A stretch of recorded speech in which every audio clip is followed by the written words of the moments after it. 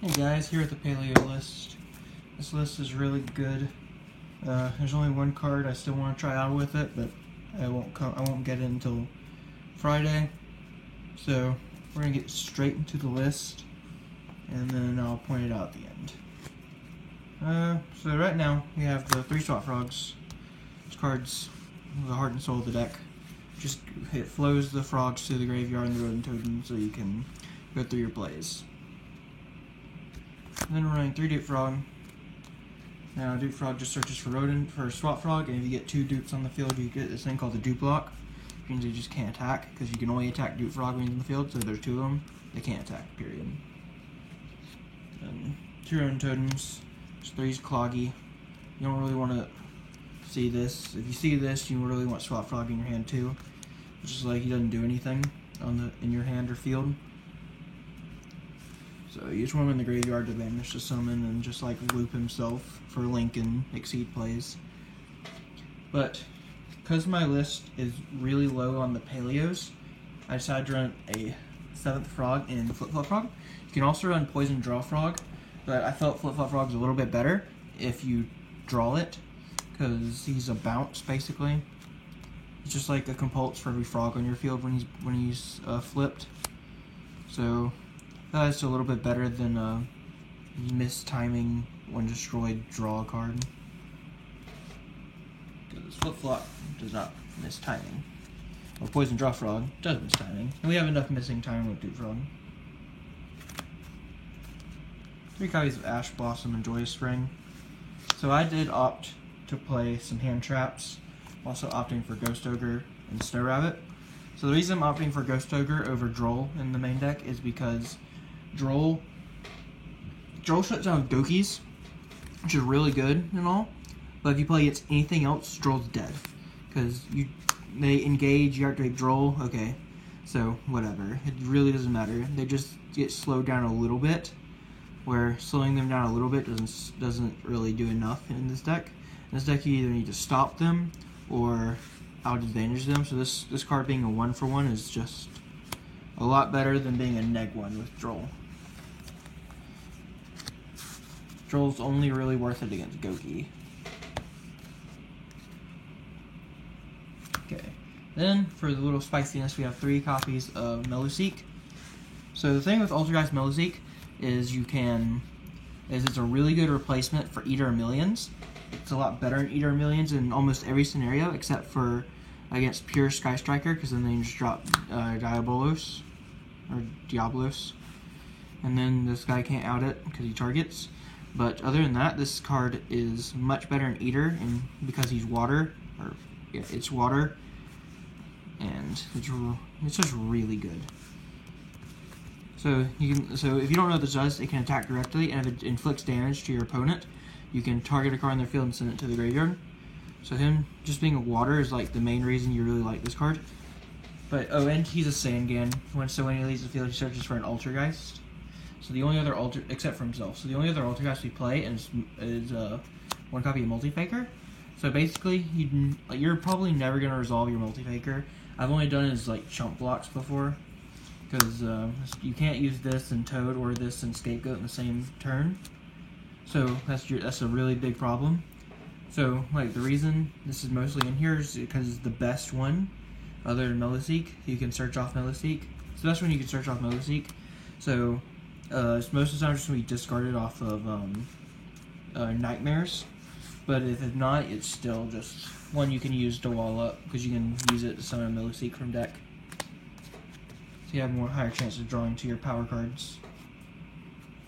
And then speaking of power cards, Monster Reborn Soul Charge.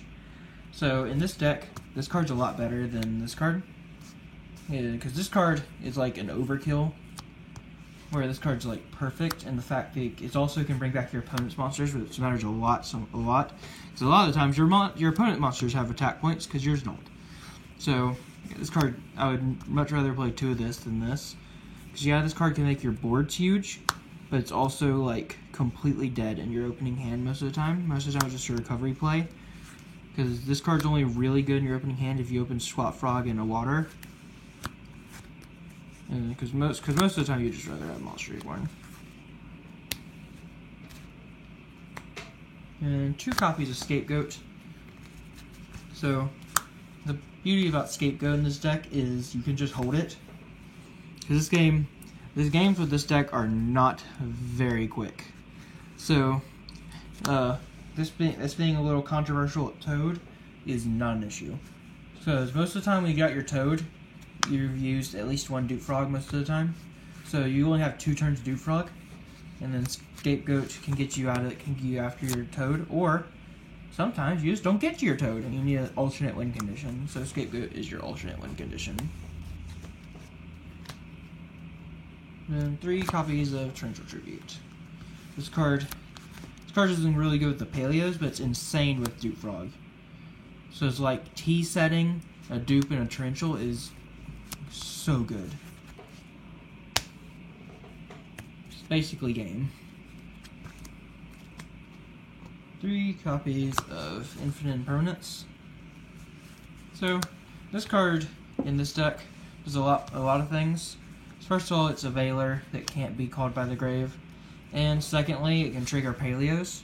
So as long as your opponent has a monster on the field, you can just trigger Paleo. It's really cool. Especially if like the danger comes out and your opponent's gonna like Dark World Dealings, you can like discard a Paleo, then like activate this to reborn the Paleo. It's really nice. Really cool. Really nice interactions. Freaking Volts, it's a really good 1-for-1 that triggers Paleos and outs a bunch of things in the format right now.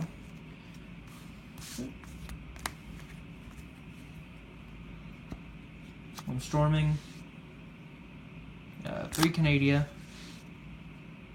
2 Olenoides. So, Olenoides is very bad against Goki, but it's really good against everything else. So I am fitting it back in. He just sided out against the Goki matchup. Because like the only thing they set in Goki is Called by the Grave. And yeah, Called by the Grave hurts banishing a Rodentoden. But we aren't playing Desires in this deck, so you have 2 Rodentoden. And they set 2 back row. They went through their whole combo. They just had it. They had 2 Called by the Graves and the combo. They just had that game no matter what. Then 3 strikes and a warning. Or judgment. Warning's bad. But yeah. It is kind of bad. This is like the only card we have is like out to evenly matched. But kind of have to. They just better have it. It's really the mindset you have to have with this deck. It's really, really hard to play around evenly matched with a deck like this. So we're just going to get straight into the extra deck. 3 copies of Toad. This is of course the best card in the deck.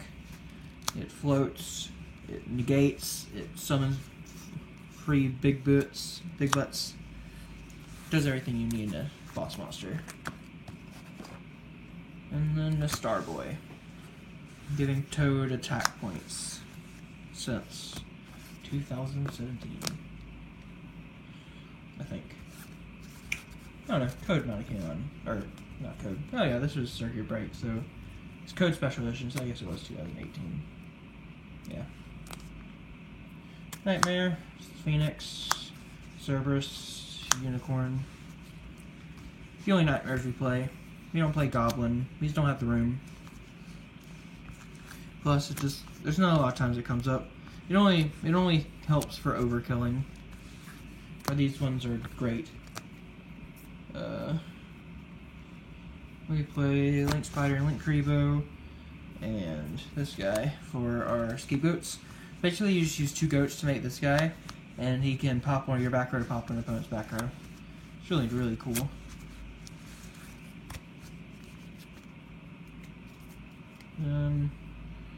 Ningirsu to out problematic water monsters that I can't beat over. For time, for the second Scapegoat, and Board to beat over things.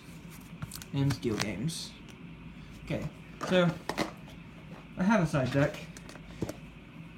It's still in the workings. But we'll go through it anyway. The side deck right now is 3 Gamma Seal, 3 Droll, 2 Valor, 2 Heavy Storm Duster, 2 Evenly Matched, and 3 Anti-Spell Fragrance. So, yeah, side's pretty bad. But as for the deck itself, the only card I still want to play is I still need to play Goes and Match. But I haven't figured out what cards I'm cutting yet. So, if you would like to help me out with that by putting some nice suggestions in the comment section. I feel like I might just have to move some of these cards to the side deck to put Goes and Match in. But who knows? We'll fit it in there. Please like, comment, subscribe, and see you guys next time.